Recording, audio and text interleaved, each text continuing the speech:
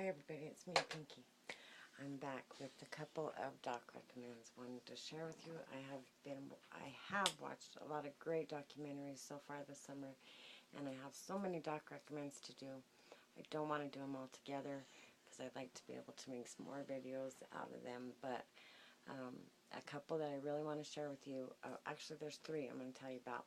One, way back when I think we were when I did the doc recommend on the wild and wonderful whites of West Virginia. I also had found a documentary on YouTube called The Darlene Chronicles.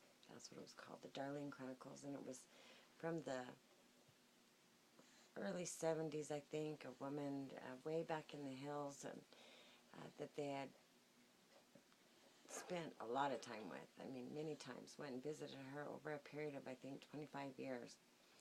I was trying to find the separate parts, and so, that they had compiled to make the Darlene Chronicles, because somewhere when she was 27, someone she was 50, someone she was like 58, I think some in between there.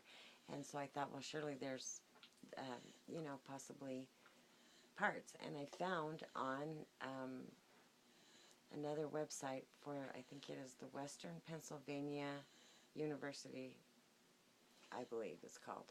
Western Pennsylvania University. If you just search on this, you'll find it. If you search on the Darlene Chronicles, you'll find that. It's on the Pennsylvania Parade, which seemed to be like, public television possibly for the state of Pennsylvania. And there was the earlier portion in its entirety called A Visit with Darlene. And that was the first portion when they went to see Darlene when she was very young, with these kids in this terrible cabin that she was living in with no heat, no electricity, just terrible. It shows a different, because it is the entirety and not just the outtakes that they took to make the Darlene Chronicles. It shows Darlene in a much different light than you get with her in the Darlene Chronicles. They had a tendency to take out the worst parts of Darlene and not show some of the really heartwarming and sweet parts, and there's a lot of that in A Visit with Darlene. So go and check that out if you did see the Darlene Chronicles and enjoyed it, okay? The next one I want to tell you about is called Brother's Keeper. It's about Delbert and Roscoe Ward, some elderly hillbilly type in upstate New York, possibly. I believe it is. They were dairy farmers, and they have four brothers all together. One had already passed, and then there was Bill. There's Bill, Delbert, Roscoe, and then this one that had already passed. I can't remember his name, but now another one had passed, and one of the brothers was being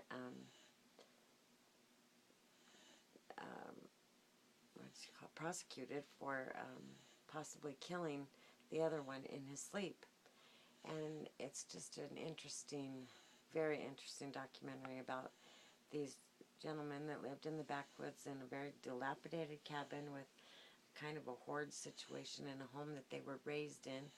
They had always been outcast until this trial comes up, and the town really sticks together and goes to his aid to help him because they feel like he's being prosecuted wrongly. It's a really great documentary. I really enjoyed it. I've watched it a few times and just really enjoyed it. It reminds me very much of the family of the lady that I was telling you about, Miss Billy. So these brothers remind me of some people that I know very well, and the house situation, the cleanliness, the whole thing. It's just, I mean, this story could be taking place right outside of my village where I live with this family. It's so very much the dynamic that is going on in the family that I've shared with you over the months. The last one that I want to share with you is one called The Woman Who Wasn't There. Both The Brother's Keeper and The Woman Who Wasn't There you can find on Netflix right now. They are, on the streaming right now. I'm having a pain in my shin. It's really hurting me rubbing it while I'm sitting here telling you this story. You're probably wondering what is she doing? Okay, The Woman Who Wasn't There is a story of a woman named Tanya Head, supposedly. That's not her real name, you find out later, but a woman who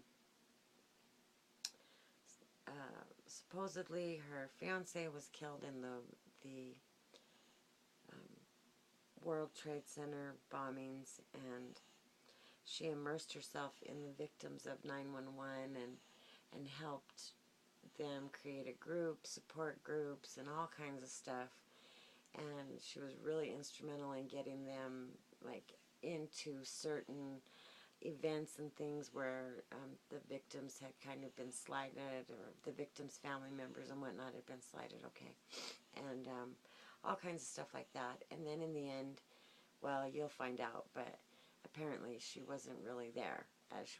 She even said that she was in the bombings and that she had been terribly burnt on her arm and had been drugged to safety by this stranger that no one could ever find, and then somebody actually even found the guy and gave him an award, a posthumous award for saving her life, and all this kind of stuff, just to find out that she wasn't even in the bombing, and she had woven this web of deceit around being a 911 9/11 victim, you know. Anyway, that one's called The Woman Who Wasn't There, the story of Tanya Head. Very fascinating story. A lot of footage of Tanya Head, and surprise at the end, actually, too. So, I hope you go and check those out. Like I said, they both can be seen on the streaming at Netflix, and The Visit with Darlene can be found on the Pennsylvania Parade of the University of Western Pennsylvania. I'll put the link down below. I'll find it. Won't do it tonight, but I will find it and attach it. And if you're really interested, you'll be able to find it. So, thanks very much for watching, and I hope you go and check those out. Brother's Keeper. It's just Brother's Keeper and The Woman Who Wasn't There. All right, peace and be blessed. Thanks for watching. Bye-bye.